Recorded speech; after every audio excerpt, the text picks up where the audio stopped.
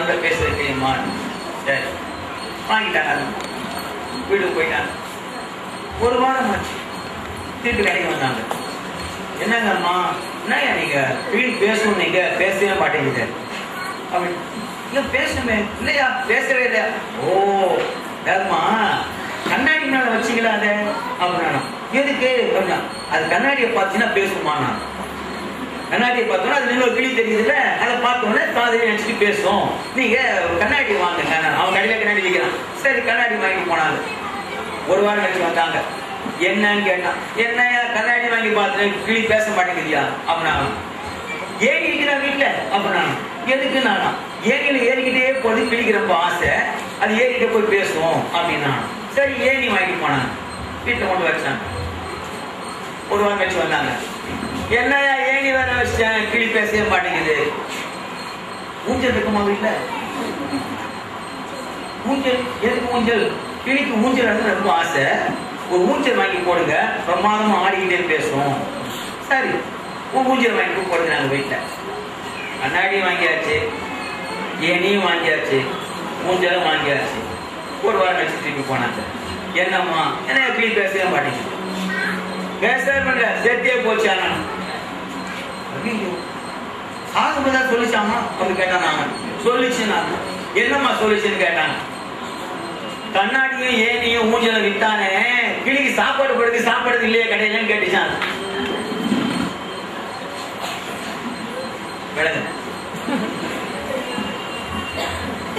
கண்ணாடி வாங்கி வச்சா, ஊஞ்சல் வாங்கி வச்சா, ஏணி வாங்கி வச்சா, கிளிக்கு சாப்பாடு போட்டு பார்த்துட்டான்.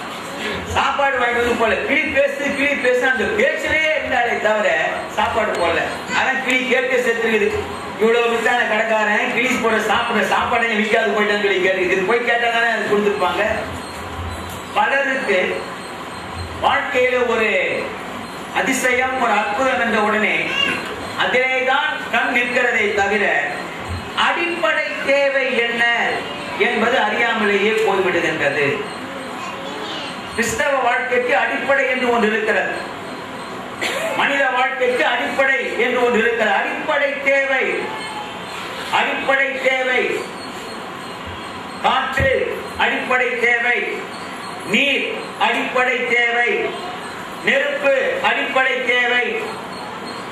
நீர் இல்லாம தண்ணி இல்லாம வாழ முடியாது, காற்று இல்லாம சுவாசிக்க முடியாது, தேவை. ஆனால் வாழ்க்கையில என்ன ஆயிடுது அப்படின்னா, அந்த அடிப்படை தேவைகளை பார்க்காதபடி அலங்காரங்களை பார்க்கிறோம் பாருங்கள்.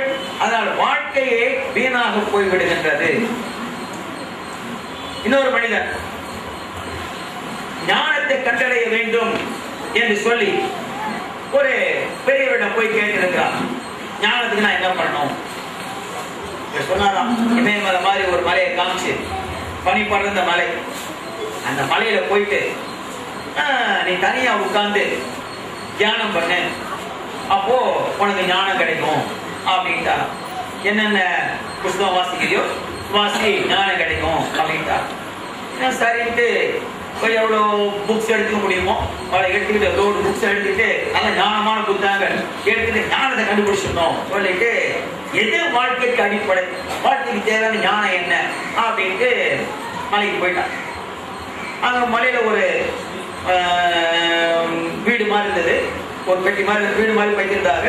உள்ள போனா பனியாகிறதுனால நெருப்பு மூட்டி அதுக்கு நெருப்பில் எரிவதற்கு கட்டையும் இருந்துச்சு. தனியா உட்கார்ந்து தியானம் பண்ணா புக்கா வாசம்.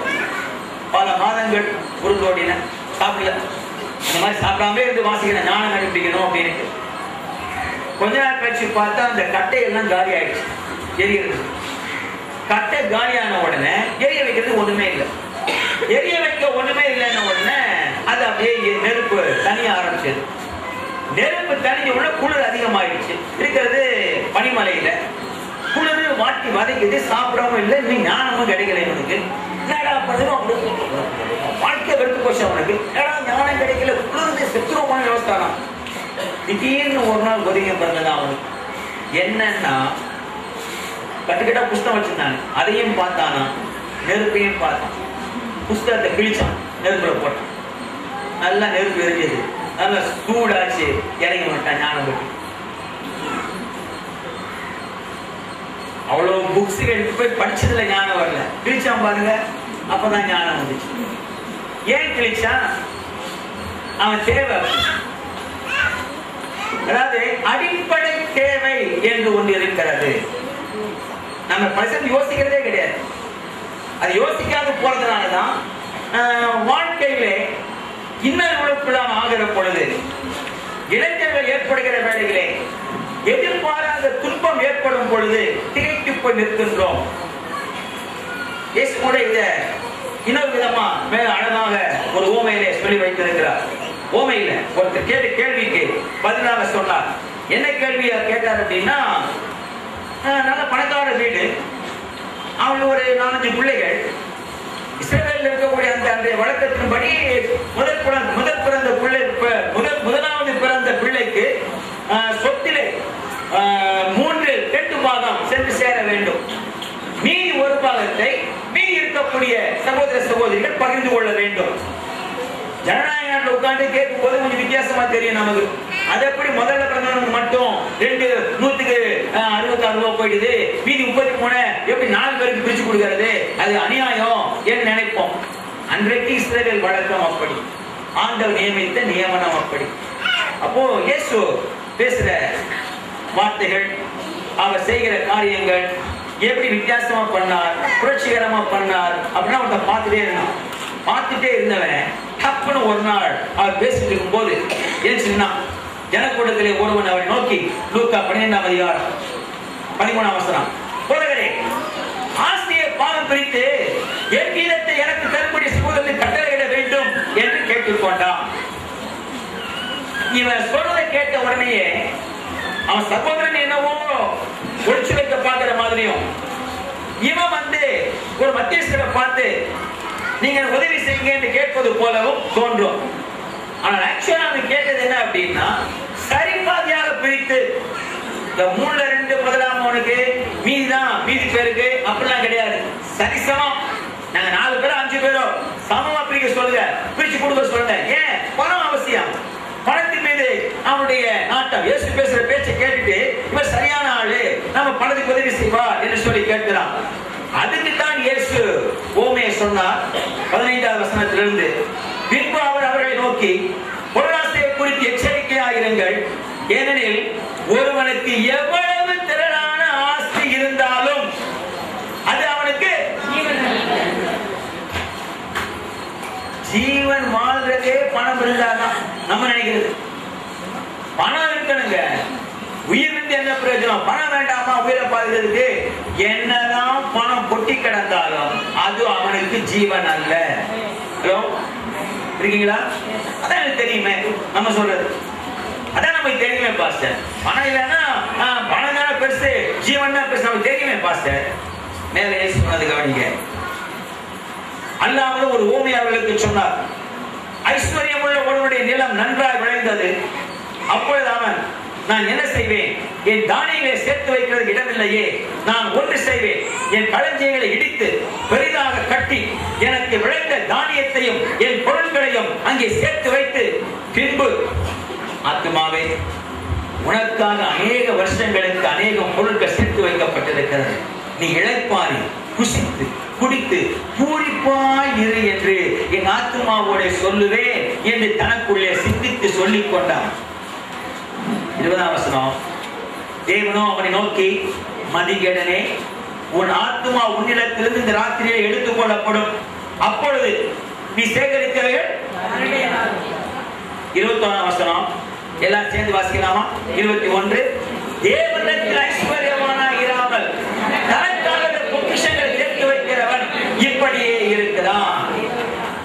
அப்போ இயேசுவுடைய வார்த்தை என்னவென்றால், அடிப்படையை கவனி, மீதி அழகாக இருக்கும். அடிப்படை என்னது? ஆண்டவரிடம் நீ ஐஸ்வர்யவானாக இருக்கிறாயா? உன்னுடைய பொருள் ஆண்டவரை சேர்த்து வைக்கப்படுகிறதா அப்படின்னா என்ன அர்த்தம்னா, உன்னுடைய மனம், உன்னுடைய எண்ணம், உன்னுடைய வாழ்க்கை கர்த்தரிடம் இருக்கிறதா அல்லது விளங்கி வர்ற தானியத்தில் இருக்குதா? இவன் பண்ணது அதுதான். இவன் என்ன நினைச்சான்? எக்கச்சக்கமா விளைஞ்சு போச்சு. பணக்காரன் ஏற்கனவே ஐஸ்வர்யவான், அவன் விதை விதைத்தான். ஐஸ்வர்யவான் விதைச்சானா எக்கச்சக்கமா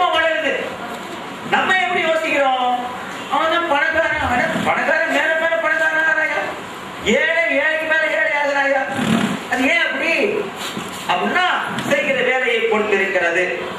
அவனால நினைச்சான் பண்ணனா எல்லாத்தையும். ஆனால் பண்ண பெரிய தப்பு என்ன கேட்டமானால், சேர்த்து வைக்கிறேன், காலத்துக்கு நிம்மதியாக இருக்க போகிறேன், புசித்து குடித்து இழைப்பாரு, பூரிப்பாயிரு, சந்தோஷமா இரு, அனுபவி ராஜா அனுபவின சொல்லி இருதயத்தை சிந்தித்து சொல்லிக் கொண்டான். அப்ப என்ன அப்படின்னா, அவனுடைய எதிர்பார்ப்பு, அவனுடைய வாழ்க்கை எல்லாமே அந்த பணம் தான், அந்த பொருள் தான். கிறிஸ்தவர்களை இன்றைக்கு பெரும்பாலான மக்களுக்கு கண்கள் இருப்பது இப்படித்தான். அது ஆண்டவர் அன்னைக்கே சொல்லி வச்சார், பண்ணாத. யாரு? இஸ்ரவேல் மக்களுக்கு. அவனை கொண்டு வரும் பொழுது, அவனை எகிப்திலிருந்து வெளியில கொண்டு வரும் பொழுது, ஏன் எகிப்திலிருந்து? அதுக்கு முன்னாலேயே ஆரம்ப நாட்களிலேயே ஆண்டவர் சொல்லி வைத்த ஒரு காரியம், நீ நான் சொன்னதை செய், உன்னுடைய வாழ்க்கை செல்வம் உள்ளதாக இருக்கும், செழிப்பாக இருக்கும், இன்பமாக இருக்கும். மனுஷன் என்ன பண்ணா, இன்பம் எது, செழிப்பு எது, இனிமை எது என்று தேடினானே தவிர ஆண்டவர் என்ன சொன்னார் என்பதை மறந்தான். நமக்கு தெரிய வேண்டிய விஷயம் அதுதான். நம்ம எல்லாருக்கும் தேவை செழிப்பு, எல்லாருக்கும் தேவை இனிமை, எல்லாருக்கும் தேவை செல்வம், எல்லாருக்கும் தேவை ஆனந்தம். சரி, அது வருவது என்கிறது. அதற்கு ஆரம்பம் யார்? ஆதாரம் யார்? அதை தேடாத படிக்கு செய்கிற பொழுது வாழ்க்கை கிளிய வாங்கிட்டு போயிட்டு பேசுற சாப்பாடு கொண்டு போட்ட பாருங்க, அந்த மாதிரிதான் இருக்கும். பேசியிருக்கும், சாப்பாடு போட்டிருந்தா ஊஞ்சல் வேண்டியது கிடையாது, ஏணி வேண்டியது கிடையாது, அந்த கண்ணாடியை வேண்டியது கிடையாது, பேசியிருக்கும், சாப்பாடு போட்டிருந்தா. நம்மளுக்கு என்ன, அது பேசுற கிளியாச்சு, ஏன் பேச மாட்டேங்குது? சாப்பாடு போட தானே பேசும். அதுக்கு மனசு தோணும் அந்த அம்மாவுக்கு. வீட்டுல கொண்டு போன உடனே கிளி கதையா சொல்லும் அப்படின்னு நினைச்சிட்டாங்க. இல்ல, தேவை அடிப்படை என்று ஒன்று இருக்கிறது. ஆண்டவர் இஸ்ரவேல் மக்களை வெளியிலே கொண்டு வருகிறார். அவங்க முதலாவது வந்த தலைமுறை ஆண்டவருடைய அதிசயத்தை அறிந்த தலைமுறை, ஆண்டவருடைய ஓங்கிய புயத்தையும் பலத்த கரத்தையும் வாழ்க்கையில கண்டு அனுபவித்த தலைமுறை. அவர்கள் அவருக்கு கீழ்ப்படிய வேண்டும் என்று வந்த வேளையிலே கீழ்ப்படியாமல் போன காரணத்தால் 40 ஆண்டுகள் வனாந்தரத்திலே அலைய விடப்பட்டார்கள். ஒரே காரணம், ஆண்டவருக்கு கீழ்ப்படியாது போனதுனால.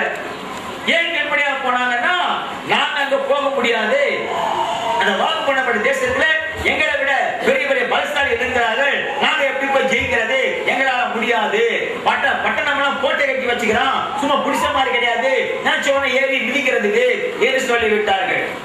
அப்பதான் கர்த்தர் சொன்னார், என்னை பார்க்காத படிக்கு நீ சூழ்நிலையை கண்டு, அவருடைய பட்டயத்தை கண்டு, பலத்தை கண்டு பயந்த காரணத்தால் 40 வருஷம் நீ வனாந்திரத்திலே சுத்தி எந்த பிள்ளைகள் செத்துக் கொள்ளும் சொன்னாயோ அந்த பிள்ளைகளை வாக்குப்படி தேசத்தில் கொண்டு போகிறேன் என்று சொல்லி 40 ஆண்டுகள் அவர் வனாந்திரத்திலே சுற்றி திரிந்த பிறகு உபாகமம் என்ற புத்தகத்திலே முதலாவது அதிகாரத்திலே மக்களை சேயீர் மலை வழியாக ஓரேபுக்கு 11 நாள் பிரயாண தூரத்தில் உள்ள காதேஸ் பர்னேயாவிலிருந்து சூப்புக்கு எதிராகவும் பாரானுக்கும் தோப்பேலுக்கும் லாபானுக்கும் ஆஸ்ரோத்துக்கும் கிசாலாப்புக்கு நடுவாக இருக்கிற யோர்தானுக்கு இக்கரையான வனாந்தரத்தில் சமனான வெளியிலே கூட்டிக் கொண்டு வந்து வைத்து மோசே சொல்லிக் கொடுக்கிறார். சொல்லிக் கொடுக்கும் போது உன்னுடைய மூதாதையர், உன்னுடைய பெற்றோர்கள், உங்களுடைய பெரியவர்கள் கர்த்தருடைய வார்த்தையை கேட்டு அவரை விசுவாசியான காரணத்தால் 40 வருஷம் மனதை சுத்தி விட்டார்கள். நீங்க இப்ப வந்துக்கிறீங்க, கர்த்தர் சொல்கிறபடி செய்யுங்கள் என்று சொல்லும் பொழுது பாருங்க, 40ஆம் வருஷம் 11ஆம் மாதம் முதல் தேதியிலே மோசே இஸ்ரவேல் புத்திரருக்கு சொல்லும்படி தனக்கு கர்த்தர் விதித்த யாவையும் அவர்களுக்கு சொன்னார். என்ன சொன்னான் பாருங்க, 4ஆம் அதிகாரம் 10ஆம் அதிகாரம் உபாகமம் 10ஆம் அதிகாரம் 12ஆம் வசனத்திலிருந்து 12, 13, 14, 15, 16 5 வசனங்களை ஒவ்வொரு வசனமாக வாசியுங்கள், கேட்போம். பிறகு அந்த வசனத்தை மறுபடியும் வாசித்து சில கருத்துக்களை சொல்ல விரும்புகின்றேன். வாழ்க்கையிலே அடிப்படை என்ன, நமக்கு தேவையான அடிப்படை தேவை என்னது? சபைக்கு வருகிறோம், கிறிஸ்தவர்களாக இருக்கிறோம், எதை தேட வேண்டும்? என்ன செய்ய வேண்டும், எப்படி வாழ வேண்டும் சொல்கிறார். கவனியுங்கள், வாசிங்க. இப்பொழுதும் இஸ்ரவேலே, நீ உன் தேவனாகிய கர்த்தருக்கு பயந்து அவர் வழிகளெல்லாம் நடந்து அவரிடத்தில் அன்பு கூர்ந்து உன் முழு இருதயத்தோடும் உன் முழு ஆத்துமாவோடும் உன் தேவனாகிய கர்த்தரை சேவித்து நான் இன்று உனக்கு கற்பிக்கிற கர்த்தருடைய கற்பனைகளையும் அவருடைய கட்டளைகளையும் உனக்கு நன்மை உண்டாகும்படி கைக்கொள்ள வேண்டும் என்பதையே அல்லாமல் வேறே எதை உன் தேவனாய் கர்த்தர் உன்னிடத்தில் கேட்கிறார். வானங்களும் வானாதி வானங்களும் பூமியும் அதிலுள்ள யாவும் உன் தேவனாகிய கர்த்தருடையவைகள். ஆனாலும் கர்த்தர் பிதாக்கள் மேல் அன்பு கூறும் பொழுது அவர்களிடத்தில் பிரியம் வைத்து அவர்களுக்கு பின் அவருடைய சந்ததியாக உங்களை இந்நாளில் இருக்கிறபடியே சகல ஜாதிகளுக்குள்ளும் தமக்கென்று தெரிந்து கொண்டார். ஆகையால் நீங்கள் இனி உங்கள் பிறரையை கடினப்படுத்தாமல் உங்கள் இருதயத்தின் நிமித்தோரை யுத்த செல்வம் பண்ணுங்கள். இஸ்ரவேல் மக்களுடைய தலைமுறையினரை, எகிப்திலிருந்து வெளியிலே வந்த பெற்றோர்களுடைய வழியிலே வந்த பிள்ளைகளை வாக்குத்தத்தம் பண்ணப்பட்ட தேசத்திற்கு 11 நாள் பயணம் இடையில இருக்கக்கூடிய ஒரு இடத்திலே கொண்டு வந்து வைத்து மோசே சொல்லுகிற பொழுது அவர் சொல்லிக் கொடுக்கக்கூடிய வார்த்தை, இப்பொழுதும் இஸ்ரவேலே, இப்பொழுதும் இஸ்ரவேலே, now Israel, what does the Lord your God require of you? உன்னிடத்திலே உன் தேவனாகிய கர்த்தர் என்ன எதிர்பார்க்கிறார், என்ன கேட்கிறார்? என்னத்தை கர்த்தர் நம்ம எதிர்பார்க்கிறார்? நம்ம நீ சீனாவில் ஆத்துமாக்கள் அழியுது எல்லாம் சீனாவுக்கு போன்றாரா? வட இந்தியாவில, ராஜஸ்தான்ல, குஜராத்ல, ஆமா ஒரிசாவில ஏராளமான ஆத்துமாக்கள் கிறிஸ்தவ பிள்ளைகள் கொன்று குவிக்கப்படுகிறார்கள். நீ போய் ஊழியர் அடைகிறாரா? அற்புதம் மனுஷன் சொல்றாரா? நிறைய பேர் அப்படிங்கிறாங்க. கர்த்தர் ஒரிசாவுக்கு போக சொன்னார். எதுக்கு போக சொன்னார்? ஒரியா பாஷை தெரியுமா உனக்கு? அங்க போய் படிச்சுக்கிறாங்க. எங்க போய் படிப்ப? இங்க இருந்து ட்ரெயின்ல ஏறி உட்கார்ந்த உடனே அந்த கும்மிடி பூண்டி தாண்டினவன் டீ குடுக்குறான். வந்துட்டு டீ சாப்பிட்டு எவ்வளவு? 1.5 ரூபாய் அப்படின்றான். 7 ரூபாய் எவ்வளவு? 3 ரூபாய் கேள்விப்படுது. யோ 1.5 ரூபாயா? நம்மளுக்கு 7 பாக்குறான். 7 ரூபாய் எவ்வளவு? சாப்பிட்டோம், ரொம்ப தூரம் போற, டெல்லி வரைக்கும் போறோம், அப்புறம் வாங்கிக்கோ, அப்புறம் காசு சொல்ல போறோம், அப்புறம் மாதிரி பார்ப்பான். அங்க போயிட்டே இருக்கிறான். இந்த பாத்மே 7 ரூபாய் தெரியாட்டி போனா அப்புறம் அங்க போய் என்ன பண்ண போறோம்? நிறைய பேர் பண்ற தப்பு அது. ஆத்துமாக்கள் அழியதே கட்டாதே என்ன சீனாவை கொண்டு போங்க. சீனாவை போய் என்ன பண்ண போற? அடிப்படை தேவை என்ன? ஆத்துமாக்கள் அழிகிறார்கள் தான், இல்லை என்று சொல்லவில்லை. ஆத்துமாக்கள் ரட்சிக்கப்பட வேண்டியது அவசியம். அதற்கு ஊழியர்கள் செல்ல வேண்டியது மிக மிக உண்மை, உத்தமம், போக வேண்டியது அவசியம் தான், இல்லை என்று சொல்லவில்லை. அடிப்படை தேவை என்ன? சுவர்ணத்தை சித்திரை எழுத முடியும்னா தமிழ்ல சுவரே இல்லை, அவனுக்கு சித்திரை வரைகிறது. நீ நன்றாக இருந்தால் தானே உன்னை வைத்துக் கொண்டு சித்திரை வரைய முடியும். நமது குடும்பம் நன்றாக இருந்தால் தானே மற்றவர்களுக்கு நாம் முன்மாதிரியாக விளங்க முடியும். எப்படி நாம் முன்மாதிரியாக விளங்குவது? எப்படி நாம் மற்றவர்களுக்கு முன்னிலையிலே ஆண்டவருடைய சாட்சியாக இருப்பது? என்ன எதிர்பார்க்கிறார் உன் கர்த்தர் உன்கிட்ட? அடிப்படையில் என்ன எதிர்பார்க்கிறார்? நீ கேளும், இன்று முதல் நான் எந்த கோல்ட் ஜுவல்ஸ் அணியவே மாட்டேன். நீ கேட்ட இன்னிலிருந்து நான் பூவே வைத்து விட மாட்டேன். ஏன் பூவை கேட்பேன்? கெட்டா போச்சு. நீ நாளைக்கு வேணா என் பேர்ல வாங்கி போறான்.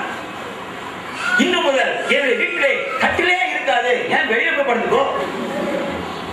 என்ன மடத்தனம் அது? என்ன எதிர்பார்க்கிறார் கர்த்தர்? இன்று முதல் நான் நினைச்சவன தேவை 10 அதிகாரம் வாசிப்பேன். ஏய் என்ன பைபிள் கழுது இல்ல ரெடியாச்சா? பைபிள் படிச்சுக்கிட்டு எதுக்கு 10 அதிகாரம் வாசித்த? What does your God, the Lord your God, require of you? என்ன எதிர்பார்க்கிறார்? தமிழ்ல வந்துட்டு கீழே வந்துருச்சு. 14வது 13ஆம் வசனத்துல கீழே போயிடுச்சு. வேற எதை உன் தேவனை கட்டுப்படுத்த எதிர்பார்க்கிறார்? வேற எதை சொல்லும் போது சொல்லி வச்சார். என்ன சொல்லி வச்சார் அப்படின்னா, அது இங்கிலீஷ்ல முதல்ல வந்து he requires only, எல்லாம் சொல்லுங்க only அப்படின்னு. அது மட்டும்தான். எது மட்டும்தான்? ஆண்டவர் கேட்கிறார், ஒண்ணு நீ இதை மட்டும் பண்ணா போதும். என்னது அது? Only that you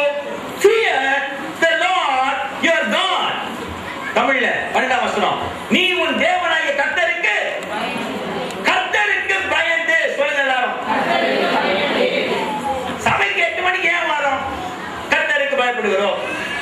எதுக்கு அடிச்சு குடிச்சு ஓடி வந்து ஆட்டோ குடிச்சுக்கிட்டு ஏன் மெதுவா வர்றது பஸ்ல?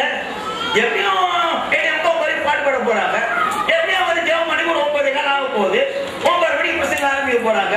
எப்படி பட்டையோட பேச போறாரு சொல்லிக்கிட்டு இதை முடிக்கிறேன் அப்படின்னு சொல்லிட்டு தினம் சொல்லிட்டு 10 மணிக்கு முடிக்கிறேன்ட்டு 10 காலம் ஆகிடுவாரு. சரி 10 மணிக்கு போனா போதும். எதுக்கு பைபிள் வாசிக்கணும்? எதுக்கு ஜெபிக்கணும்? எதுக்காக கசவமா கொடுக்கணும்? கர்த்தருக்கு பயந்து எல்லா பேசிக் எது நாம செய்தாலும் முதலாவது கர்த்தருக்கு பயப்படுகிற பயம் கிறிஸ்தவ பிள்ளைகள் ஒவ்வொருவருக்கும் வேண்டும். அது இல்லைன்னா கிறிஸ்தவ வாழ்க்கையே இல்லை. ஆண்டவர் கேட்டார், இஸ்ரவேல் மக்கள் என்ன பண்ணாங்கன்னா, இது முடிஞ்ச பிறகு பல ஆயிரக்கணக்கான ஆண்டுகளுக்கு பிறகு பாபிலோனுக்கு சிறையெடுத்து கொண்டு போகப்பட்டு விட்டார்.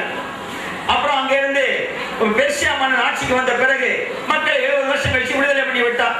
வந்து எருசலேமிலே ஆலயத்தை கட்டி அந்த மற்ற எருசலேமுடைய கோட்டை வாசலை கட்டி மக்கள் கொஞ்சம் குடியிருக்கிறார்கள். முதல்ல ரொம்ப ஆசை வந்து பண்ணாங்க. அப்புறமா பார்த்தா குளிர் விட்டு போச்சு. என்னது சரி மெதுவா பண்ணிக்கலாம் அப்படின்னு போயிட்டாங்க. அப்போ அவங்கள பார்த்துதான் ஆண்டவர் பேசுறாரு, மல்கியா வீட்டுல போய் அந்த புத்தகம் முழுக்க வாசித்து பாருங்க. தமிழ்ல மட்டும் வாசிக்காதீங்க, முடிஞ்ச வரைக்கும் வேற டிரான்ஸ்லேஷன் இங்கிலீஷ்ல இருக்குது, அதுல வாசித்து பாருங்க. 1ஆம் அதிகாரம் 6வது வசனம். 1வது அதிகாரம் மல்கியா 1வது அதிகாரம் 6வது வசனம்.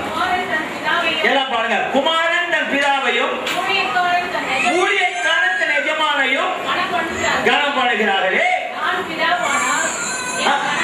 ஆண்டு கேட்கிற மக்களை பார்த்து, நான் உங்களுக்கு அப்பா சொல்லி சொன்னீங்களே, அப்ப எனக்கு கொடுக்கக்கூடிய கனம் எங்கே? நான் எஜமானனானால் எனக்கு பயப்படும் பயம் எங்கே? இந்த எஜமான் இந்த மாதிரி பாட்டெல்லாம் வந்துட்டு முன்னால வந்தது இல்லை கிறிஸ்தவத்துல. எஜமான் சொல்லிட்டு சினிமான் வந்துச்சு. அதுக்கப்புறம் பார்த்தாங்க எஜமானனே போட்டாங்க பின்னால. எஜமான தமிழ்ல ரொம்ப நீங்க பாத்துக்க மாட்டீங்க. இந்த ஒரு சில இடத்துல தான் பாத்தீங்க. அது மாதிரி எஜமானனே சொல்லி பாடினா மட்டும் பத்தாது. எஜமானே சொல்லி சொல்றீங்களே எனக்கு பயப்படும். நம்ம தான் கத்துட்டி பாத்துட்டு போட்டோம்ல. யார் நம்மனா? யாரு? நம்ம இந்த பிரசங்கம் பண்றோமே, நம்ம தான் ஆண்டு சொல்லி ஆர்ப்பரிக்கிறோமே, நம்ம தான். எங்க பார்த்தாலும் உபவாச கூட்டம், எங்க பார்த்தாலும் ஆராதனை கூட்டம், எக்கச்சக்கமா நடக்குதுங்க நாட்டுல. அடிப்படை என்னதுங்கய்யா? கிளிகள் சத்திட்டு இருக்குதுங்கய்யா. ஏன் கிளிகள் சாகுது? சோறு போடல அதுகளுக்கு. ஏன் சோறு போடல? அதுல பேச வச்சு பார்த்தது நல்லா இருக்குது. எல்லாம் யார பாரு நீங்க ஆராதனை, யார பாரு பிரசங்கம், யார பாரு. ஆனா ஒன்னும் ஒரு உபவாச கூட்டம், ஏதாவது ஒரு பேரை வச்சு, ஏதாவது ஒரு பேரை கூட்டம். எந்த பயம் போச்சு? கர்த்தருக்கு பயப்படுகிற பயம். சொல்லும் பொழுதெல்லாம் மனசுல வர்றது இவரு மிஸ்டர் ஜோசப் தான். அந்த வாலிபர் ஜோசப் அவ்வளோ அதாவது வீட்டை விட்டு வெகு தூரத்திலே உற்ற உறவினர்கள் அவரை சொந்தங்கள் கூட பிறந்தவர்களை அவரை குழியிலே போட்டு விட்ட பொழுது அவனை யாரோ என்று சொல்லி அடிமையாக விட்டுவிட்ட வேலைகளே இனியும் ஒரு முறை தகப்பனுடைய குடும்பத்தை காண்போமோ என்கின்ற நம்பிக்கையே இல்லாதிருந்த வேலையிலே தனி மனிதனாக வாலிபர் காலத்திலே வாலிபர் காலத்திலே அப்பதான் கொடுமை. அன்பு, பாசம், காதல், ஒருமனம், என் சொந்தம் என்று சொல்லுவதெல்லாம் அந்த இளமையிலே இருக்க வேண்டியது. அது இல்லைன்னு போகும் பொழுது ஏதோ ஒரு தேசம், ஏதோ ஒரு ஊரு போய் உட்கார்ந்து இருக்கிறோம். எப்படி வாழ்ந்தா என்ன அப்படின்ற இடத்துல அந்த புள்ளைய பாருங்க, செய்கிற வேலையெல்லாம் பிரமாதமா செய்தது. அது கிறிஸ்தவ பிள்ளைகளுக்கு ஒரு பாடம். நமக்கு தெரியணும் இன்னைக்கு என்ன வேலை சொல்லி கேட்டா, கிறிஸ்தவ கம்பெனிங்க இருக்குது. கிறிஸ்தவ கம்பெனி வச்சுக்கிற அந்த ஓனர்ஸ் என்ன சொல்றாங்க தெரியுமா? கிறிஸ்தவ பிள்ளைங்களை வேலைக்கு வைக்கிறது பயமா இருக்குது பிரதர். ஏன்? ஆமா, கிறிஸ்தவன் அல்லாத வேலைக்கு வச்சா கூட பயந்து பயந்து வேலை செய்யறான். நம்மால வேலைக்கு வச்சா நம்ம தலை மேல ஏறிடலாம். என்னன்னு கேட்டா, இவன் ஜெபத்துக்கு போறேன்றான், காலையில ஜெபத்துக்கு ஜெபத்துக்கு போயிட்டு வர லேட் ஆகுதுன்றா. ஃபேக்டரி 7 மணிக்கு, நான் 6 மணி ஜெபத்துக்கு போயிட்டு 8 மணி தான் வருவேன்றான். உன்னையா 8 மணி 7 மணி அப்பனை ஜெபத்துக்கு வர சொன்னது? நீங்க தானே சொன்னீங்க ஜெபத்துக்கு வரணும். அடிப்படை என்ன? அடிப்படை என்ன? 8 மணிக்கு அங்க 7 மணிக்கு ஃபேக்டரியில் இருக்கணும். போயிடு அதாவது வேலையை ஒழுங்கா செய்தோமானால் ஆண்டவரே பாப்பாரு, வேலையை பிரம்மாண்டமா செய்யறான், இவன் ஜெபம் பண்ண நல்லா இருக்குன்னு சொல்லிட்டு உங்க வேலையை மாத்தி கொடுத்து 6ல இருந்து 7 ஃப்ரீயா வர பண்ணி விட்டுவாரு அவரே. நீங்க வேலையே சரியா செய்யாத ஆளா இருந்துட்டு டிவி கொடுக்குற ஆளா, ஜெபத்தை பேர் சொல்லி டிவி கொடுக்குற ஆளா இருந்தா இவன் இதுக்கே டிவி கொடுக்குறானே, நான் முன்னாடி உள்ளே வர சொன்னா அப்படியே டிவி கொடுப்பான்னு வர அவரு. அப்படி இருந்து வர பாருங்க, முன்னாடி உள்ளதுக்கு டிவி கொடுக்குற பாருங்க, அவனால தான் பிரச்சனையே. பயமே கிடையாது.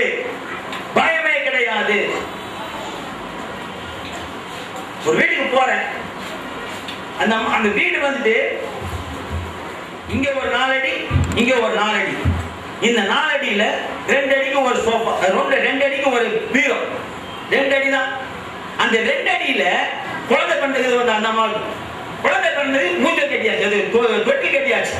தொட்டில் கட்டியில உட்கார்ந்து பிள்ளை ஆடிட்டு இருக்குது. நான் அவங்க அப்பா பார்க்கறதுக்காக போய்கிறேன். கீழ்வீடு இவங்க வீடு, மேல அவங்க அப்பா இருக்கிற மேல போட்டு போனா இவன் பார்த்து ஊழியக்காரர் கையில பைபிள் வச்சவர். அந்த அம்மாவுக்கு உட்கார இடம் இல்லாம தொட்டு 2 அடியில இவர் துரை ஊழியர் பக்கத்துக்கு உட்காந்துக்கார். போயிட்டு நீ யாரு பக்கத்துல உட்கார்றது? நீ எதுக்கு வந்தீங்க? ஐயா கவர்மெண்ட் போறதுக்காக வந்தேன். அது உள்ள என்ன வேலை? இருக்கிறது 4 அடி, பெரிய 10 பரவாயில்ல. 4 அடி வீட்டுல சிவமனை எங்க நிக்கிற? நீ வெளியதான் நிக்கணும். உள்ள உட்காந்துக்கிறான். எதுக்கிட்ட உள்ள உட்கார்ந்த? அவ்வளவு பரஸ்பர சகோதர சிநேகம், சகோதரி சிநேகம். செருப்பால் அடிங்க சொல்ல மாட்டேன். அப்படியா கத்த பார்க்கிறார், அது கிடையாது. கத்தர் பார்க்கிறார் அப்படின்னா அவருக்கு முன்னிலையிலே ஆண்டவர் ஆபிரகாம் பார்த்து சொன்னாரு, தம்பி நீ எனக்கு முன்னே நடந்து கொண்டு உத்தமனாய் இருந்தார். 17ஆம் அதிகாரம் ஆதியாகமம் 1வது வசனம். நான் சர்வ வல்லமை உள்ள தேவன், நீ எனக்கு முன்பாக மாத்திரம் நடந்து கொண்டு உத்தமனாய் இரு. அப்போ நம்ம அடிப்படை தேவை என்ன? உன் தேவனாகிய கர்த்தருக்கு நீ பயப்படு. நீ பயப்படுவாயானால் நீதிமொழிகளில் சாலமோன் சொல்லி வைத்தார், கர்த்தருக்கு பயப்படுதலே ஞானத்தின் ஆரம்பம். இன்னும் சொல்லி வச்சா, கர்த்தருக்கு பயப்பட்டு அப்படின்னா வாழ்க்கையில செழிப்பாக இருக்கலாம். கர்த்தருக்கு பயப்பட்டு அப்படின்னா நீடிய வாழ்வு வாழலாம். கர்த்தருக்கு பயப்பட்டாயானால் உனக்கு மகிமையும் கனமும் உண்டாகும். 22ஆம் அதிகாரம் நீதிமொழிகள் 4ஆம் வசனம் சொன்னது. அப்போ என்ன வேணும் வாழ்க்கையில? பயம். இன்னைக்கு கிறிஸ்தவத்தை காணப்படாத ஒரு காரியம் பயம். இஷ்டத்துக்கு எல்லாம் பேச வேண்டியது, இஷ்டத்துக்கு எல்லாம் செய்திட வேண்டியது, கத்த போட்ட வேண்டியது. கேட்டா ஆவியானவர் சொன்னார். யாரு ஆவியானவர் போய் கேட்டு கேட்கிறது? யாரு கேட்டாலும் ஆவியானவர் சொல்றார், எஸ் லா, எஸ் லா. டைரக்ட் கனெக்ஷன் எல்லாருக்குமே இருக்கும். I don't know. கர்த்தருக்கு பயந்து அவர் வழியில் அவர் fear the Lord and live in a way that pleases him. அவர் வழிகளில் எல்லாம் நடந்து இருக்கிறதே, அது என்ன அர்த்தம் அப்படின்னா அவரை பிரியப்படுத்துகிற வாழ்க்கை வாழ். அவரை பிரியப்படுத்துகிற வாழ்க்கை வாழ். பாவத்திலேயும் அக்கிரமத்திலேயும் அநியாயத்திலேயும் அடிமைத்தனத்திலேயும் குரோதத்திலேயும் வஞ்சகத்திலேயும் லஞ்சத்திலேயும் புதைந்து கிடந்த சமுதாயத்திலே இயேசு வந்தார். 2000 வருஷத்துக்கு முன்னாடி இயேசு வந்த சமுதாயம் கேவலமாகத்தான் இருந்தது. இந்த நாளை விட மோசமாகத்தான் இருந்தது. அதை விட இந்த நாள் மோசமாக போய் கொண்டுதான் இருக்குது. டெக்னாலஜி விட இம்ப்ரூவ் ஆயிருக்கும், ஆனா மனிதன் மோசமாகத்தான் போய் கொண்டிருக்கிறான். டெக்னாலஜி இம்ப்ரூவ் என்ன பிரயோஜனம்? டெக்னாலஜி இம்ப்ரூவ் ஆன உடனே இருக்க கேவலமான காரியங்கள் அந்த டிவில வந்து உட்காந்துக்குது. டிவில கம்ப்யூட்டர்ல கேவலமானது. புத்தகத்துல ஷாப்பிங் சென்டர் முன்னால டிவி எங்க வீட்டு கம்ப்யூட்டர் காலத்துல அங்க போயிட்டு ப்ரௌஸ் பண்ணி இமெயில் அனுப்பலாம் சொல்லிட்டு ஒரு கடைக்கு அந்த இன்டர்நெட் சென்டருக்கு போனா அந்த பட்டனை கட்டின உடனே கன்றாவி காட்சி தான் முன்னால வருது. அவனே போட்டு வச்சுக்கிறான். அப்படியே புதுசு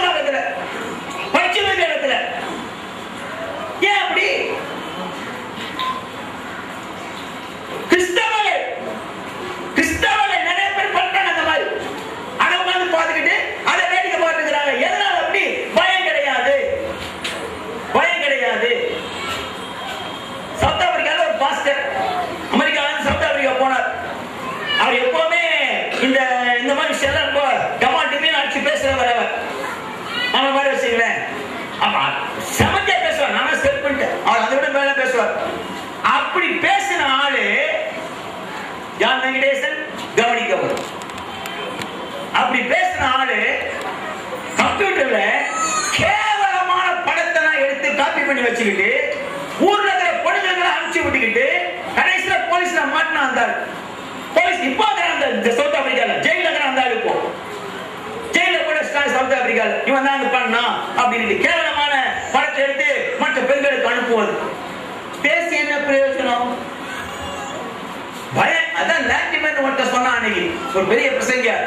Latimer be careful of what you speak because the king is here. Milan அந்த தேசத்துல, மிலான் நகரத்துல அந்த ராஜா அங்க இருந்தா அரண்மனை வந்துகிறார். அப்ப அந்த ஊழியர் சொல்றார், பிரசங்கியார் சொல்றாரு, லாட்டிமர் பேர் லாட்டிமர், அவரே சொல்கிறாரு, லாட்டிமர் என்ன பேசுற போது ஜாக்கிரதையா பேசு, ராஜா இங்கே இருக்கிறார்.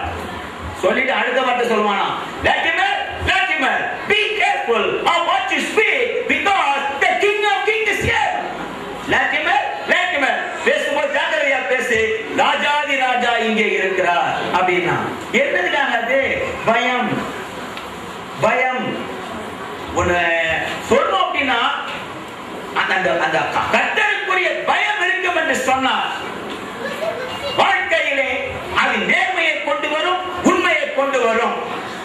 ஏன் இவ்வளவு காலசலமா சொல்றேன் கேளுங்க. நான் கடைசி வசனத்தை ஒன்று சொல்றேன், அதுதான் முதல்ல சொல்ல வரேன். நான் அந்த கர்த்தருக்கு பயப்படுகிற பயம் இருக்கும் என்று சொன்னார் எல்லா விஷயத்திலும் உண்மையாக இருக்க வைக்கும். அதுக்கு ஒரு போலீஸ்கார போட வேண்டிய அவசியமே கிடையாது. ஒரு போலீஸ்கார பின்னால போட்டு பாரியா சொல்ல வேண்டிய அவசியமே கிடையாது. கர்த்தருக்கு பயப்படுகிற பயம் இருக்கும்னு சொன்னா, கர்த்தருக்கு பயப்படுகிற பயம் இருக்குன்னா ரெட்டை பார்த்தா வண்டி தன்னால நிற்கும். சோப்பாளுக்கு பார்த்த உடனே கர்த்தருக்கு பயப்படுகிற பயம் இருக்கு அப்படின்னா தப்பு பண்றதுக்கு கை கூசும். கர்த்தருக்கு பயப்படுகிற பயம் இருக்கும் என்று சொன்னால் தவறான எண்ணங்கள் உள்ளத்தில் வருகின்ற வேளையிலே அதிலே தங்கி இருப்பதற்கு மனம் நானும். யாருக்குமே தெரியாது உள்ளத்துல என்ன வர்றது. படம் முடிச்சு காமிக்க முடியாது, அப்படியே போட்டு ரசிக்கலாம். 8 mm, 16 mm, 35 mm, 70 mm போட்டு பார்க்கலாம். உள்ளே யாரும் வந்து நம்ம தடுக்க முடியாது. படிச்சுட்டு பார்க்கலாம், வண்டி ஓட்டிட்டு பார்க்கலாம், பஸ்ல தூர மாதிரி பார்க்கலாம், ட்ரெயின்ல படிச்சுட்டு கனவு காணலாம். 70 mm சில்க் பிரமாதமா ஆடுவா. 70 mm நீ பாத்துட்டு கண்ணப்படி பாருங்க, தெரியும். தெரிஞ்சவங்களுக்கு தெரியும். பாயிண்ட் என்ன? வராம இருக்காது.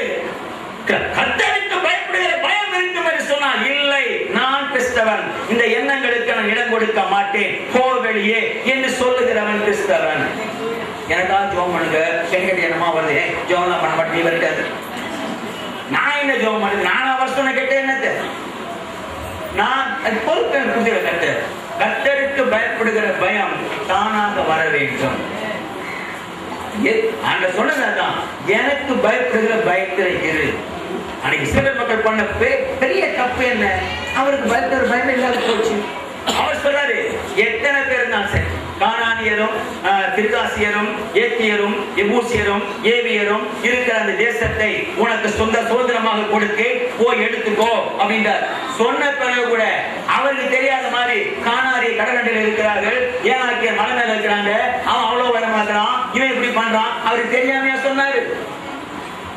அவர்கிட்ட திருப்பி சொன்ன என்ன அர்த்தம்? நம்மளால முடியாது, வேற யாரையாவது பாருங்கன்னா, இல்லப்பா நீ போ, உனக்கு அற்புதத்தை காமிச்சுக்கிறேன், நான் பெரிய ஆளு, நான் வந்து எகிப்தில பண்ணின அற்புதம் எல்லாம் நீ என்னை எப்படி தெரிஞ்சதுக்காகத்தான் எழுதி வச்சுக்கிறாரு. நம்ம இதை படிக்கும் போது நம்முடைய ஆண்டவர் எவ்வளவு பெரியவர் என்பதை தெரிந்து கொள்வதற்காகத்தான். பண்ண முதல்ல கர்த்தாவே தேவர்களில் உமக்கு ஒப்பானவர் யார்? யார் இருக்காங்களா? இல்லை. இவருக்கு ஒப்பானவர்கள் எவருமே, இவர் ஒருவரே ஆண்டவர், இவர் ஒருவரே உயிர் தெழுந்தவர், இவர் ஒருவரே உயிரோடு இருக்கின்றவர். இஸ்ரவேலே கேள், ஒரு தேவனாகிய கர்த்தர் ஒருவரே கர்த்தர், அவர் என்று வேறு தேவன் இல்லை. எப்போ அந்த பயம் இருக்கணும். ஒரு நாள் வருது, அங்க போய் நிக்க போறோம், எல்லாமே நிக்க போறோம், பேசுறவங்க கேட்கிறவங்க வேடிக்கை பார்த்தா எல்லாரும் நிக்க போறோம்.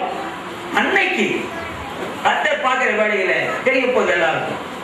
அதை இன்றைக்கே நாம் அறிந்து கொள்ள வேண்டியது அவசியம். யாரும் கெட்டு போவதற்காக பேசவே மாட்டார். மக்களுடைய வாழ்க்கை முன்னேற வேண்டும் என்று விரும்புகிற கர்த்தர். Walk in a way that pleases him and love him and serve him with all your heart and soul. முழு இதயத்தோடு முழு மனதோடு இந்த ஆண்டவரை சேவிப்பாயாக. எதுல தெரியும் முழு மனசோடு இருக்க முழு ஆத்மாவோடு இருக்க அப்படின்றது எப்படி தெரியும்? அதுதான் ஆண்டு அருமையா குடும்பம் கொடுத்து வச்சுக்கிறார். உண்மையா மனைவியை நேசிக்கிற அப்படின்னா, உண்மையா மனைவியை நேசிக்கிற அப்படின்னா உண்மை இல்லாம இருக்க தோணாது. மனைவிக்கு என்னென்ன வேணுமோ, மனைவிக்கு என் மனைவியை நான் ரொம்ப நேசிக்கிறேங்க, அதனால என் மனைவிக்காக டாப் கிளாஸ் கார் வாங்கி தர சொல்லிட்டு மெர்சிடிஸ் பென்ஸ் வாங்கி கொடுத்தாச்சு. 30 லட்சம் ரூபாய் நம்ம வச்சுக்கலாம். அதோட மேல 1.5 கோடி எல்லாம் கார் இருக்குது, 5 கோடி எல்லாம் கார் இருக்குது. மெர்சிடிஸ் பென்ஸ் எடுத்துக்கலாம். 30 லட்சம் மனைவிக்கு வாங்கி கொடுத்தாச்சு. மனைவி ஓட்ட வேண்டாம் அப்படின்ட்டு கணவரே நம்ம ஒரு வேலைக்கார ஒரு டிரைவர் ஒருத்தர் போட்டு எங்கனாலும் போகலாம், என்ன வேணாலும் போய்க்கோ, பேங்க்ல கோடி பணத்தை போட்டு கையில கார்டு கிரெடிட் கார்டு என்ன வேணாலும் வாங்கிக்கோ, நோ ப்ராப்ளம். ஃபர்ஸ்ட் கிளாஸ் வீடு, வீட்டுல கிச்சன் முதற்கொண்டு ஏசி. எதுக்கு? மனைவிக்கு வேர்க்க கூடாது. கிச்சன் முதற்கொண்டு ஏசி போட்டுட்டு 2 தெரு தள்ளி சின்ன வீடு வச்சிருந்தா, 2 தெரு தள்ளி சின்ன வீடு வச்சிருந்தா அது என்ன புருஷான ஆசீர்வாதம் கிடையாது. அடிப்படை என்னது? புருஷனுடைய அன்பு இருக்கணும்ல. அதை விட்டு போட்டு வீட்டுல இருந்து ஓரம் கட்டி வச்சுட்டு ஊரெல்லாம் மேஞ்சா அது பேரு அன்பு கிடையாது. அது பேர் முழு இருந்தேன் கிடையாது. அது பேர் குடும்பமா கிடையாது. அது ஏமாத்துறாரு. அந்த ஒன்னே தான் தங்கமான மனுஷன், தங்கமான மனுஷன். மனைவி தங்க தட்டுல தாங்குறவர். விட்டா மனைவி தங்கத்தாலேயே படிச்சிருவா, செத்து போயிடுவாடாவா. தங்கத்தாலே மனுஷன் செத்துடுவா. சரி வாங்க சரி வச்சு சரி, அவ்வளோ அவ்வளோ அன்பு காட்டுறாரு. என்ன அவருக்கு 2 பேர் எக்ஸ்ட்ரா இருக்கிறாங்க, அவ்வளவுதான். அது என்ன குடும்ப வாழ்க்கை? அது என்ன முழுமானது? முழு மனசு இங்க இல்லையே.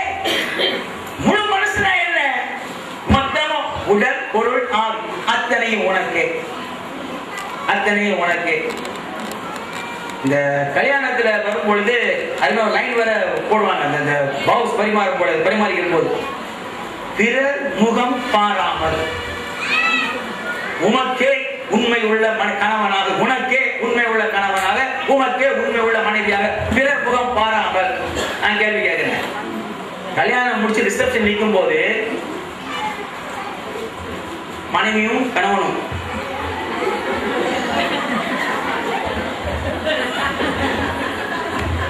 பண்றாங்க. அந்த மாதிரி எல்லா முகத்தையும் பார்த்து தேங்க்ஸ் சொல்லி தான் வாங்குறாங்க.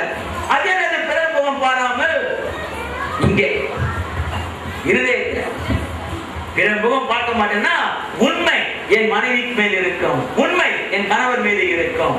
மற்றவரை பார்க்கிறேன், பேசுகிறேன், செய்கின்றேன், ஆனா உண்மை எங்கே? உள்ளம் உறுதி. அதான் பிறர் முகம் பாராமல் இருக்கிறது. திரை போட்டு மூடிக்கிறது கிடையாது. திரை போட்டு மூடிக்கிட்டே இது நைஸ் துணி வாங்கி போட்டுப்பாங்களா எல்லாரையும்? நைஸ் துணி வாங்கி போட்டு அவங்க பார்க்க நம்மளை பார்த்து நம்ம பார்த்துட்டே இருக்கலாம். That is not the point. அதாவது serve the Lord, love Him with all your heart and soul. Don't be an actor. Don't be an actor. ஆனா இந்த ஊர்ல ஆக்ட் பண்றவங்களுக்கு தான் விருது, ஆக்ட் பண்றவங்களுக்கு தான் பட்டம். கலைமாமணி எதுக்கு ஆக்ட் பண்ணா? என்ன ஆக்ட் பண்ணா? புருஷனா ஆக்ட் பண்ணா. அது யாரோ எவ்வளோ அடுத்த படத்துல வேற கூட போயிட போறா. அப்படியே கணவன் கூட பண்ண மாட்டேன் அப்படி தாங்கிறாயா சிவாசிகன். என்ன நடிப்பு மண்ண கலைமா நடிப்பு மேலே நடிப்பு. நடிப்பை பார்த்து ஏமாந்து போறது நம்ம ஊரு. நிலையில பார்த்து ஏமாறுறது நம்ம நாடு. நிலையில பார்த்து ஏமாறுறது நம்ம வீடு, நம்ம கிறிஸ்தவம். நிலையில பார்த்து ஏமாறும். எவ்வளவு பெரிய ஒரு என்ன பெரிய பிசைங்க இருக்கட்டும். யாரும் எல்லாம் நல்லவங்க தான், எல்லாம் அன்பானவங்க தான். ஆனா எனக்கு ஒண்ணு வேணுமே. எனக்கென்று கர்த்தருக்கு என்று பயப்படுகிற பயம், கர்த்தர் மீது முழு இருதயம் இருக்க வேண்டியது அவசியம். இவ்வளவு கேட்டுட்டு டைம் அதுல கடைசி வாங்க. அதான் சொல்ல விரும்பினேன். அதை மட்டும் பாருங்க. 14 அது இங்கிலீஷ்ல பிரமாதம் வருது. அதுக்கு வாசிக்காங்க. இதோ வானங்களும் வானாதி வானங்களும் பூமியும் அதில் உள்ள யாவும் உன் தேவனாகிய கர்த்தருடையவைகள் இருக்குதா? Yes? Okay. Now, look. தமிழ்ல இது ஒன்று இருக்குது, அது ஆங்கிலத்துல look. ஹலோ ஹலோ ஹலோ இருக்கீங்களா? அந்த மாதிரி சொல்றது, புக் சொல்றது. Hello. The highest heavens and the earth and everything in it all belongs to the Lord your God. வானம், வானாதி வானம், பூமி, பூமியில அனைத்தும் யாருக்கு சொந்தம்? உன் தேவனாகிய கர்த்தருக்கு சொந்தம். சொல்லிட்டு தமிழ்ல அடுத்த வசனத்துல வர்ற முதல் வார்த்தை என்னது? எல்லாம் சொல்லுங்க, சத்தமா சொல்லுங்க எல்லாரும். ஆனாலும் yet இங்கிலீஷ்ல வானாதி வானம், அப்புறமா வானத்து நட்சத்திர மண்டலம், அப்புறம் விண்கோள்கள், கிரகங்கள், கண்ணுக்கு தெரியாதவைகள், கண்ணுக்கு தெரிந்தவைகள், எண்ணிறந்த நட்சத்திர கூட்டங்கள், பூமி, தண்ணீர், மரம், செடி, பூ, கொடி, அப்புறமா புல்லு, அப்புறமா பறவை, அப்புறமா ஊடுறது, பறக்கிறது, தவழ்றது, தாண்டது, குதிக்கிறது, எல்லாம் அவருக்கு சொந்தம். அப்படி இருந்தும் என்ன பண்ணாங்க ஆண்டவர்? அப்படி இருந்தும் yet the Lord chose your ancestors as the object of his love. உன்னுடைய முற்பிதாக்களை தன்னுடைய அன்பிற்கு பாத்திரமாக கர்த்தர் தெரிந்து கொண்டார். அவர்களுக்கு பின் அவருடைய சந்ததியாகிய உங்கள் இந்நாளில் இருக்கிறபடியே சகல ஜாதிகளுக்குள்ளும் தமக்கென்று தெரிந்து கொண்டார். ஒரேல சொல்லுவேன், கேட்டு சொல்லிட்டீங்க, அதான் கொஞ்சம் வருத்தம். ஊர்ல உலகத்துல எக்கச்சக்கமா என்னதாமோ இருக்குது, எல்லாம் இருந்தும் கூட கர்த்தர் உங்களை தெரிந்து கொண்டிருக்கின்றார். as object of his love. அவருடைய அன்பை காண்பிப்பதற்கு பாத்திரமாக. யார் மேல அன்பு காண்பிக்கிறார்? உங்க மேலதான். ஏன்? அது தெரிந்து கொண்டார் உங்களை. அது ஒரு தைரியத்தை கொடுக்கணும் உள்ளத்துல.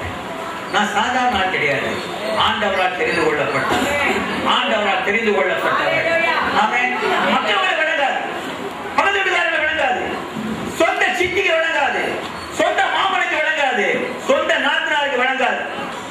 I am chosen by my God. நான் ஆண்டவரால் தெரிந்து கொள்ளப்பட்டவன். சொல்லுங்க எல்லாரும், ஆண்டவரால் தெரிந்து கொள்ளப்பட்டவர். அந்த உள்ளத்தில் வரணும். வந்தாதான் பயப்படுகிற பயம், அவர் பிரியப்படுத்த நடக்கிறது, முழு இதயத்தோடு அவர் சேவிக்கிறது, அவருக்கு அன்பு காண்பிப்பது. ஏன்? நான் அவரால் தெரிந்து கொள்ளப்பட்ட மங்கை, அவரால் தெரிந்து கொள்ளப்பட்ட மகன். ஹல்லேலூயா. ஊர்ல எவ்வளவு பேர் இருக்கிறாங்க, நம்மளை விட அறிவாளி நிறைய பேர் இருக்கிறாங்க. என்ன, நம்மளை விட அழகானவன் நிறைய பேர் இருக்கிறாங்க, நம்மளை விட பலசாலி நிறைய பேர் இருக்கிறாங்க. அத்தனை பேரை விட்டு போட்டு கர்த்தர் நம்மை தெரிந்தெடுத்தார். அவங்களை வேணான்றாரா? இல்ல, அவங்களே தெரிந்தெடுப்பார், இல்லை என்று சொல்ல. ஆனா இன்றைக்கு கர்த்தருடைய பார்வையிலே நான் அவருக்கு விசேஷமானவனாக, விசேஷமானவளாக தெரிந்து கொள்ளப்பட்டிருக்கிறபடியால் ஸ்தோத்திரம். ஆமென். ஹல்லேலூயா. இதெல்லாம் தன்னால வரணும் இந்த ஆசை. நான் ஆண்டவர் தெரிந்து கொள்ளப்பட்டவன் அப்படின்னா ஊர்ல உலகத்தில் இருக்கிறதே டாப் கிளாஸ் இவர் தான். இவரை விட்டா இவருக்கு மேல வீரத்துல யாரும் கிடையாது, விவேகத்துல யாரும் கிடையாது, தைரியத்துல யாரும் கிடையாது, அழகுல யாரும் கிடையாது, ஆற்றல்ல யாருமே கிடையாது, இவர் கொப்பால யாருமே கிடையாது. அப்பேற்பட்ட ஒரு ஆண்டவர் என்னை தெரிந்தெடுத்தார், நம்மை தெரிந்தெடுத்தார் என்று சொன்னார். அதேங்கப்பா, அந்த மாதிரி ஒரு ஆனந்தம் ஆசீர்வாத வாழ்க்கை எதுவுமே கிடையாது. இந்த வாரம் முழுக்க அது உள்ளத்தில் நிறைஞ்சிருக்கணும். அப்படியே ஆண்டவரால் தெரிந்து கொள்ளப்பட்டவன். ஏங்க சார் மேலே அந்த மாதிரி செய்யறேன்? நான் ஆண்டவரால் தெரிந்து கொள்ளப்பட்டவன். ஏன் வீட்டு அவனை அழகா வச்சுக்கிறேன்? ஆண்டவரால் தெரிந்து கொள்ளப்பட்டவன். ஏன் மக்களுக்கு அன்பு கொடுக்கிறேன்? ஆண்டவரால் தெரிந்து கொள்ளப்பட்டவன். ஆமென். அது வரணும் உள்ளத்துல, அந்த ஆசை இருக்கணும். நான் ஆண்டவரால் தெரிந்து கொள்ளப்பட்ட சாதாரண. நீங்க கேட்டீங்க, என்ன ஐயா கஷ்டமா இருக்குது ஐயா, ரொம்ப வேதனையா இருக்குது ஐயா. நான் சொல்றேன், அந்த கஷ்டம் ஏன் தெரியுமா? நீங்க ஆண்டவரால் தெரிந்து கொள்ளப்பட்டவர்கள் அப்படி எங்க உணர்ந்துக்கிறீங்களோ, உணர்ந்துட்டா வாழ்க்கை பெருசா மாறிடும் என்றதுக்காக உங்க கண்ணை மறைக்கிறதுக்காக பிசாசு பண்ற காரியம். அதை பார்த்து விழலாமா? போய் அதை பார்த்து ஏமாந்து போகலாமா? போக மாட்டேன். நான் ஏமாந்து போக மாட்டேன். மாறாக நான் கர்த்தருக்குள் எப்பேற்பட்டவன், எப்படிப்பட்ட என்பதிலே உண்மை உள்ளவனாக இருப்பேன், உறுதி உள்ளவனாக வாழ்வேன். ஆமென். ஹalleluya. ஹalleluya. வேலை கிடையாது பெருசா. What I do does not determine who I am. நான் என்ன பண்றேன்றது நான் யார் அப்படி நிர்ணயிக்கிறது கிடையாது. நான் யார் என்பது நான் என்ன செய்கிறேன் என்பது நிர்ணயிக்கின்றது. இந்த ஊர் வந்து A class, B class, A, C, A, B, C, D class பிடிச்சு வச்சுட்டா. Class 1 ஆபீசர் எல்லாம் IAS officer, secretary, deputy secretary, அந்த மாதிரி லெவல்ல டாப் கிளாஸ். அவங்களுக்கு என்ன காரு, அவங்களுக்கு என்ன டிரைவர், அவங்களுக்கு ஆர்டர், அந்த மாதிரி IPS, அந்த நிறைய வச்சுட்டா. அந்த மாதிரி IAS, IPS பிடிச்சு வச்சுட்டா. அதை பார்த்து நம்ம நினைச்சு ஏமாந்து போயிட்டோம். அதுக்கு எப்ப ஜாதி பிரச்சனை வேற, அவன் மேல் ஜாதி, இவன் கீழ் ஜாதி, விளக்குற ஜாதி பிடிச்சிட்டாங்க. அதனால ஆண்டவர் நம்மளை பார்த்து நான் உன்னை தெரிந்து கொண்டேன் சொல்லும் பொழுது உள்ள ஏற மாட்டேங்குது. உள்ள ஏறவே நம்ம பார்த்துட்டோம். வெளியே செக்ரட்டரி ரூல் போட்டு நம்ம வெளியே நிக்கிறோம். போயிட்டு செக்ரட்டரி ரூல் வெளியே நிக்கலாம். இந்த ஊரு உலகத்துக்கே ராசா எங்க ஆண்டவர் இயேசு. அவர் சன்னிதானத்துல தைரியமாக நான் போக முடியும். நீங்கள் போகலாம், நீங்கள் கேட்கலாம், நீங்கள் ஜெபிக்கலாம். கர்த்தருடைய ஜெபத்திற்கு பதில் கொடுப்பார். ஹalleluya. ஹalleluya. அதனால எல்லாம் சொல்லுங்க. பக்கத்துல பாருங்க. 16ஆம் வசனம். ஆகையால். அதனால சொன்னல அதான் ஆகையால். ஆகையால் ஏன் ஆகையால்? கர்த்தருக்கு பயப்படுகிற பயம், அவரை பிரியப்படுத்த வழியில வாழணும், இருக்கணும். அதோட மட்டும் இல்ல, எத்தனையோ ஒரு கொட்டி கிடந்தும் கூட என்னை வந்து தெரிந்தெடுத்திருக்கின்றார். என்னை தெரிந்தெடுத்திருக்கிறார், உங்களை தெரிந்தெடுத்திருக்கிறார். உங்களை தன்னுடைய உரிமையாக, தன்னுடைய சொந்தமாக பாவிக்கிற காரணத்தால் நீங்கள் இனி உங்கள் பிடரியை கடினப்படுத்தாமல் உங்கள் இருதயத்தின் நுனித்தோலை விருத்த சேதனம் பண்ணுங்கள். Simple. Therefore, change your hearts and stop being stubborn. உள்ளத்தை மாத்திக்கோ. விவாதம் இருக்கிறீங்க, அதை மாத்தி. Stop being stubborn. Stubborn.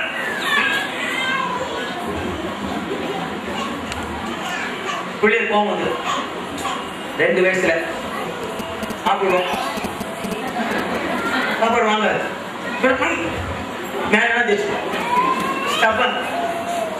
சொல்லுவோம் ஆங்காரம் பிடிச்சிருக்கல. ஆங்காரம் அந்த சின்னதுல ஆரம்பிக்கிற ஆங்காரம் எப்போ சாகுற வரைக்கும் ஆங்காரம். செத்தா கூட மூஞ்சி பார்க்க, நீ செத்தா எங்க மூஞ்சி பாக்குறது, நீ செத்தா எங்க மூஞ்சி பாக்குறது, மூஞ்சி போயிடுச்சு. இது வந்துட்டு உலக பிரகாரம். ஆண்டவர் சொல்றாரு, எனக்கும் பிடரியை கடினப்படுத்தாத, என்கிட்ட நீ பிடிவாதமா இருக்காத. நான் சொல்லும் போது தயவு செய்தாத, என்கிட்ட பிடிவாதம் பண்ணாத. இந்த ஸ்டபர்னது தமிழ்ல வந்து பிடரியை கடினப்படுத்தாது இருக்குது. அது என்னது? பிடரியை கடினப்படுத்தாது என்ன? பிடரி என்னது? பிடரி என்ன தெரியுமா? பிடரி படலும் போட தெரியல தெரியுமா? உங்களுக்கு தெரியாது. நீங்க சிட்டி சிட்டி சிட்டியில இருக்கிறவங்களுக்கு பிடரி என்ன தெரியாது. நாம என்ன தெரியும்? பிடரி இந்த கழுது மாடு பிடரி. அந்த மாடை கொண்டு வந்து நுகத்தை எங்கதான் போடுறாங்க, கழுத்துல பிடரியில போடுறாங்க. எதுக்கு போடுறான்? வேலை வாங்குறதுக்காக. சண்டி மாடு கேள்விப்பட்டிருக்கீங்களா? சண்டி மாடு கேள்விப்பட்டது. அது ஊர் தான் வரணும். நீங்க சண்டி மாடு, சண்டி மாடு என்ன தெரியுமா? திமிர் பண்ற மாடு, வேலை செய்யாத மாடு. கழுத்துல மாடு பக்கத்துல போயிட முடியாது. சண்டி மாடு போதைக்குமா? அதுக்கு என்ன பண்ணுவாங்க? தார்கோல். தார்கோல் தெரியுமா? அதுவும் தெரியாது. என்ன தெரியும் உங்களுக்கு? தார்கோல் குச்சி, மாடு அடிக்கிற குச்சி. அது ஒரு முனையில ஒரு கயிறு வசதி தெரியுமா? அதான் தெரியுதா? பாத்தீங்களா? எந்த வச்சு பாத்தீங்களா? உங்களுக்கு அப்படிதான் சொல்லணும். சிட்டியில படுத்த எல்லாரும் தார்கோல். சாட்டை முன்னாடி தார்கோல், அது முன்னாடி சாட்டை மாதிரி கயிறு மாதிரி அந்த சுமி சுவாடிமா அச்சா போகும். அந்த தார்கோல்ல அது கொம்புல முனையில சின்ன ஒரு ஆணி சேர்த்துப்போம். ஆணி எடுத்து பாருங்க. சண்டி மாடு குத்துவாங்க. குத்துன உடனே குத்துதுல எங்க அப்ப உடைக்கும் குத்தும் உடைக்கும். அப்ப 4 தடவை குத்துவாங்க. உடனே 5ஆவது தடவை உதக்கும். கொஞ்சம் விடும், 5வது உதவி கொஞ்சம் விடும், அப்புறம் ஒழுங்கா போயிட்டு சாகுற வரைக்கும் போயிட்டே இருக்கிறார். இப்ப மாடு சண்டி மாடு இருக்காரு. அதான் ஆண்டவர் சொல்றாரு, பிள்ளையை கடினப்படுத்தாதே. இத ரொம்ப பிரமாதமா சொன்னாரு. ஒரு ஆட்சியம் சொன்னாரு, ரொம்ப ஆங்காரம் போயிட்டு சண்டி மாடு எப்போதும் உதைக்கிறது.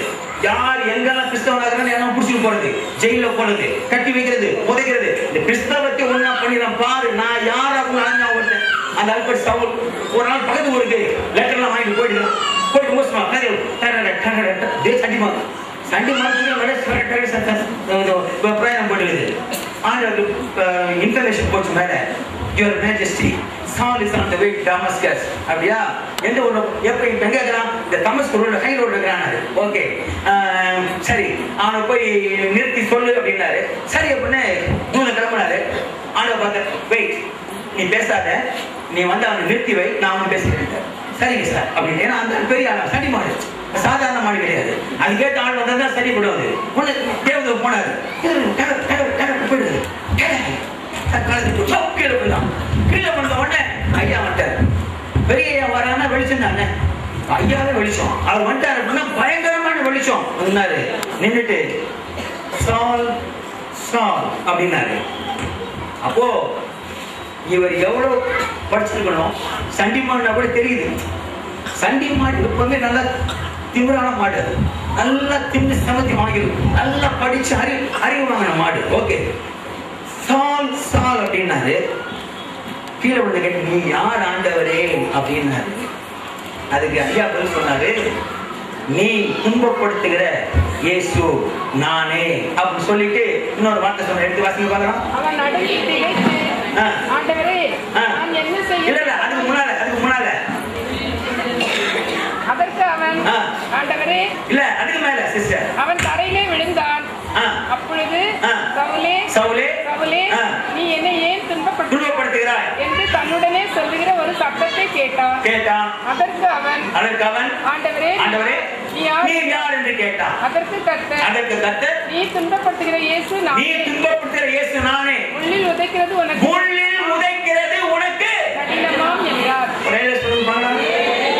எங்க முள்ளில உதைச்சாரு? யாரு? சவுலு எங்க முள்ளில உதைச்சாரு? எப்ப யோசிச்சு பாத்தீங்களா? முள்ளில் உதைக்கிறது உனக்கு. நம்ம வந்து உதைக்கிறது அப்படிதான் உதைக்கும், மாடு அப்படி உதைக்கும். ஆண்டவர் தெரியுது, சண்டி மாடு கடலில நகம் போட்டவன் உதைக்குது பாரு, முள்ளு வச்சுக்கிறாங்க.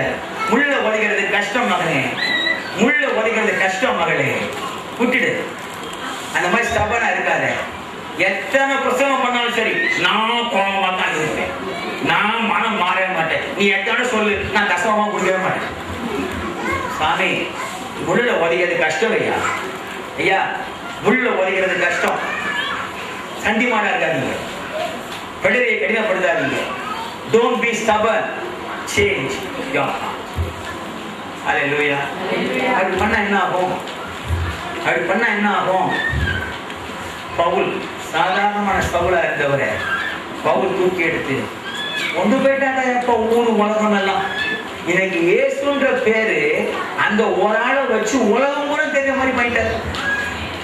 ஒரு சண்டி மாடு மாறிச்சு, சமுதாயமே தலைகீழ மாறிடுச்சு. இத்தனை சண்டி மாடு ஒன்னா மாறிச்சு எப்படி இருக்கும்? ஓ ஹல்லேலூயா. எல்லாம் மாறிட்டோம்னா இந்த இடம் வாங்கியாச்சு, கட்டிடமும் கட்டியாச்சு, லட்சக்கணக்கான மக்கள் இங்கே பார்க்கத்தான். ஓட்டையில இன்னைக்கு யாரெல்லாம் அழைச்சிட்டு இருக்கிறாங்களோ அத்தனை பேரும் இந்த இடத்துல வந்து ஆண்டவருடைய அன்பை தெரிந்து கொள்ள போகிறார்கள். அது உங்கள் கையிலே, நம்முடைய கையிலே. ஆமென். ஹல்லேலூயா, ஹல்லேலூயா, ஹல்லேலூயா. அப்ப அது ஆயத்தமா நீங்கள், நான் வந்து மனதை நான் பிடிவாதமா இருக்க மாட்டேன், கர்த்தரை நேசிப்பேன், அவருக்கு பயந்து இருப்பேன். இருக்கலாம், பந்தியில பங்கெடுக்கலாமா? அதுக்கு முன்னாடி ஜோம் பண்ணாம என்ன?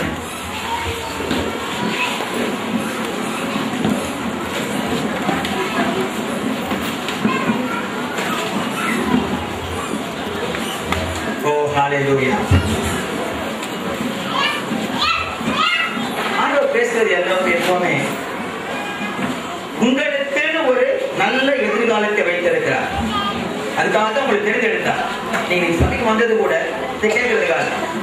நீங்க இதுக்கு சரிப்பட்டு வராத ஆளு அப்படின்னா, ஏசா தாயுடைய கர்ப்பத்துல இருக்கும் பொழுதே ஆண்டவர் சொல்லிட்டாரு, நான் ஏசாவை வெறுத்தேன் அப்படின்ட்டார்.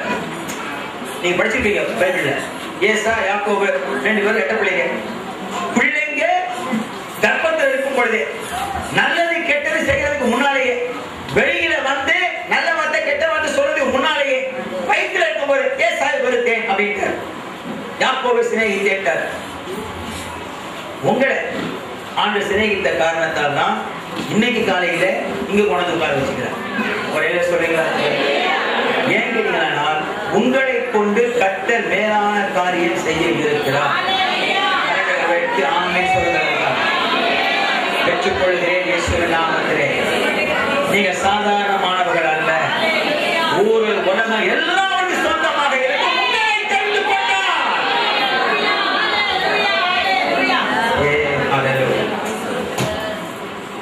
என்னவென்று சொல்லுவோம்? எப்படி விவரித்து குறைப்பது? இவர் செய்திருக்கிற காரியங்கள் வார்த்தையில் அடங்காதவர்கள். என்ன போய் தெரிந்தெடுப்பதற்கு, நம்மை போய் தெரிந்தெடுப்பதற்கு என்னத்தை நம்ம சப்தமாக கொண்டு சொல்லலாம் பண்ணல. ஆனா தெரிந்தெடுத்த பிறகு அவர் பண்றது பிரமாதமாக. தெரிந்தெடுத்த பிறகு பிடரியை கடினப்படுத்தாம, பிடிவாதமா இருக்காம, அவருக்கு பயந்து அவர் ஒப்பு கொடுத்தோன்னு வச்சிருக்க, நம்மளை வச்சு உங்களை வச்சு பண்ணுவார் பாருங்க. நான் உங்களை கொண்டு செய்கின்ற காரியம் பயங்கரமா இருக்கும். நான் உங்களை கொண்டு செய்கிற காரியம், உங்களை கொண்டு உன்னை கொண்டு செய்கிற காரியம் பயங்கரமானதா இருக்கும். உன்னை கொண்டு செய்கிற காரியம் யாராலும் சரி, அவர் தெரிந்தெடுக்கிற பிள்ளை நீங்கள். அது உள்ளத்தில் உறுதியாக இருக்க வேண்டும். துன்பத்தை கண்டு, வேதனையை கண்டு, பணம் இல்லாமையை கண்டு, வாழ்க்கையில வருகிற பலவீனத்தை கண்டு அஞ்சாதீர்கள். கர்த்தர் என் ஜீவனின் பலன், கர்த்தர் என் ரட்சிப்பின் வெளிச்சம். நான் யாருக்கு அஞ்சுவேன்? யாருக்கு பயப்படுவேன்? தேவனை வச்சிருக்கிறார். நமக்கு எதிராக இருப்பவன் யார்? ஓ ஹalleluya. நான் உன்னை விட்டு விலகுவதில்லை, உன்னை கைவிடுவதும் இல்லை. ஹalleluya. துணிவு கொள், துணிந்து நில், நிமிர்ந்து நில். என்ன வந்தாலும் எதிராக செல். ஜெயிப்பது நீங்கள் தான். ஹalleluya. இந்த கர்த்தர் பொய்யுரையாதவர். தேவை அவருக்கு பயப்படுகிற பயம். தேவை அவரை பிரியப்பட்டு நடத்துகிற ஒரு வாழ்க்கை. தேவை அவர் மீது அன்பு. தேவை அவருக்கான முழு இதயத்தோடு, முழு ஆத்மாவோடு செயல்படுவது. என்னை அப்படி உருவாக்குவதற்காக ஸ்தோத்திரம் கர்த்தாவே. பிதாவே, இயேசுவின் நாமத்திலே இந்த கொண்டு வந்த அருமையான சகோதர சகோதரிகளுக்காக ஸ்தோத்திரம். ஒவ்வொருவருடைய உள்ளத்திலேயும் கர்த்தர் தட்டி எழுப்பி இருப்பதற்காக ஸ்தோத்திரம். நாங்கள் சாதாரணமானவர்கள் அல்ல. இந்த சமுதாயத்தை மாற்றும்படிக்காக இந்த சரித்திர நாயகன் இயேசுவா தேர்ந்தெடுக்கப்பட்டவர் என்பதை உறுதி உள்ளவர்களாக இருக்க என்னோடு எங்களோடு பேசியதற்காக ஸ்தோத்திரம். நாங்கள் சமர்ப்பிக்கிறோம். இன்றைக்கு வந்து ஆராதித்து வசனத்தை கேட்டதுமே இந்த வாரம் முழுவதிலேயும் ஐயா இவர்கள் செய்கிற காரியங்கள் சிறப்பாக அமையும்.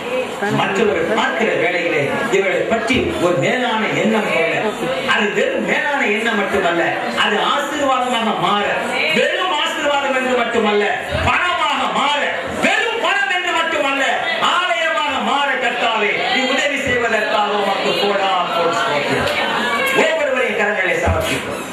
இருக்கிற பந்தியில பங்கெடுக்க போகிறோம். இந்த பாக்கியம், இந்த ஆசீர்வாதம், இந்த நன்மை, இந்த பெருமை வாழ்நாள் முழுவதும் எங்களுக்கு தங்கி இருக்கும்படியாக எங்களுடைய இந்த பிடிவாதமான குணம், அந்த ஆங்காரமான எண்ணங்கள் விட்டொழித்தவர்களாக, எங்கள் தலைவரை போல சாந்தம் உள்ளவர்களாக, எங்களுடைய சகோதரனை போல பொறுமை உள்ளவர்களாக, எங்களுடைய ஆண்டவரை போல எல்லாவற்றுக்கும் இணங்கி கொடுக்கிறவர்களாக, தேவ சித்தத்தை செய்வதையே வாழ்க்கையின் பாக்கியம் என்று கருதுகிறவர்களாக புதிய மகிமை ஒருவருக்கு இயேசுவின் நாமத்தில் கேட்கிறோம் பிதாவே.